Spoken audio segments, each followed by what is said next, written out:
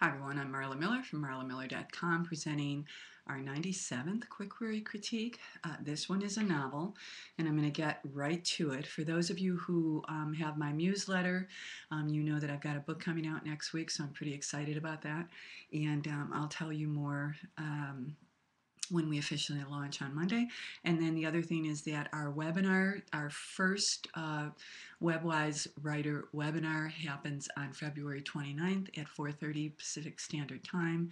And for those of you interested in knowing more about that, just make sure that you email me at marla@webwisewriter.com, or you can find me at marketingthemuse@gmail.com, either one.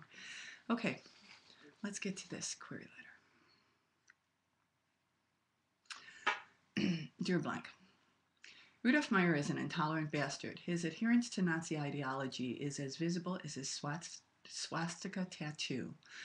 But Rudolph's belief system begins to crumble in the sweltering heat of the Arizona desert, where he picks cotton as a prisoner of war. Years spent in the Hitler Youth have taught Rudolph to believe Jews are swarthy, hook-nosed merchants. They are not cotton farmers who treat him with kindness, invite him for Thanksgiving dinner, and give him books by Hemingway. Now he finds himself in a wretched moral dilemma as he begins to understand American democracy and individualism amidst the tyrannical hold of the Nazi officers who control the POW camp. My novel takes the reader back to Germany, where Rudolf is raised by his grandparents after his parents have been murdered by Hitler's brown shirts. Unaware of this secret, as Rudolf joins the Hitler Youth and begins to spout racist views, he's conflicted when he realizes his grandmother despises Hitler and tries to warn him that Jews are no different than anyone else. His grandfather, a supervisor at the largest U-boat shipyard in Bremen, Germany, believes there is food on the table because of the Nazis and that Rudolf must be part of the new Germany.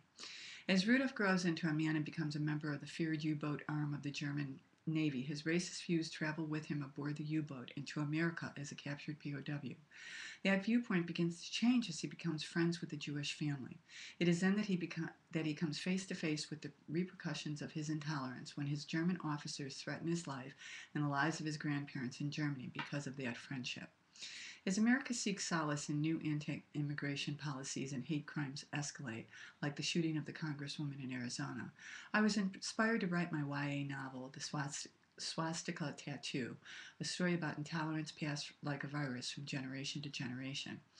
Imagine Charles Frazier's Cold Mountain written during World War II in rural Arizona rather than the southern Blue Ridge Mountains of the Civil War era, and you might have a taste of the swastika tattoo. My novel, while fictitious, is based on Camp Papago Park, the real German prisoner of war camp that was located on the outskirts of Phoenix from 1943 to 1946. I have worked for many years as a professional newspaper reporter and editor. Because of my desire to get the facts right, I spent 1 month in Germany doing research at the U-Boat Archive in Cuxhaven, Germany. I also traveled to Kiel, Germany, where I spent a week interviewing a former U-Boat officer who was a member of the Hitler Youth and a prisoner of war. The swastika tattoo is completed approximately 92,000 words. I look forward to hearing from you. Sincerely. Okay. So what do I think of the swastika tattoo? I like the title very much, although in fiction you know that titles are often changed, or at least they used to be often changed in the old system. If this writer decides to indie publish this or self-publish it, then that title probably will stay just how it is. Okay. First thing that I want to say to this writer is that I really love the idea of this story, and her writing is terrific. I have absolutely no problem with that, with the exception of just a couple of areas that were just a little confusing to me. I want to tell this writer that this query letter seemed a bit long, and you should only put the amount of storyline in a query letter that needs to hook the reader. So there's a little redundancy here, and I would encourage her to look at the first paragraph and also the third paragraph, where he, not the first paragraph, the second, because the first paragraph is one sentence. In the second paragraph, she kind of sets it up that he finds kindness from the Jewish people that are running this POW camp in Arizona. He then repeats that in the 1, 2, 3, fourth paragraph. So just take a look at that and see if you can't eliminate one of those sentences that talk about the Jewish family being kind to him. Let's see. The other area that was just a little confusing to me is the second paragraph, the last sentence, where I'm assuming that the Nazi officers kind of run the POW camp, even though it's an American, it's in our country.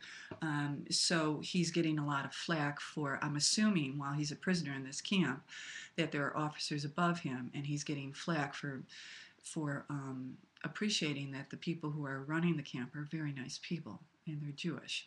So that was just a little confusing, and again, it was repeated again in I think the fourth paragraph. No, in the second and the third paragraph, he mentions twice that the German officers in the POW camp give him grief for being kind, or I think probably beginning to like his captors, who happen to be Jewish. Really like the idea of this story. I did not know that this was a YA novel. It read very, very much like, a mainstream. And for that reason, I think a very powerful paragraph is the 1, 2, 3, 4, fifth paragraph. As America seeks solace in new anti-immigration policies and hate crimes escalate, like the shooting of the Congresswoman in Arizona, I was inspired to write my YA novel, Swastika Tattoo, a story about intolerance passed like a virus from generation to generation. I think that's a great hook and a better opening. It sets us up. We know it's YA. And so if it's a YA novel, here's the other problem, and I just caught this. Now remember, I read this once before I get on YouTube, and then I read it again on YouTube. And the reason why I don't spend a lot of time on these is, number one, I don't have that kind of time to spend. And number two, this is what I do in workshops. I mean, I don't study them.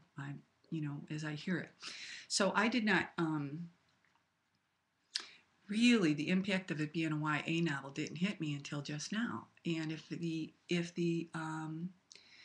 this is a YA novel, then the protagonist must be YA, right? So Rudolf Meyer must be under the age of 18.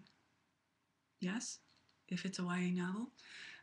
This author has wonderful credentials in writing, and so I am going to assume that this writer has done her homework, but just a caution. YA the voice of YA is a young voice, and so if I want to know how old this protagonist is, and his name is Rudolf Meyer. Given that, I would start this with As America Seeks Solace. I would start the query letter with that. Then I would go into Rudolf Meyer is an intolerant bastard. That's a great line. And then I would trim the second paragraph and the fourth paragraph. I would trim all the redundancy out of that. But first, I think this author needs to look at her protagonist and make sure that her protagonist falls in line with young adult. And if he doesn't, then she's got a problem. I won't say any more than that. I would encourage this writer to resubmit if she would like. And that's all I'm going to say about it. Until the next time, be well, keep writing.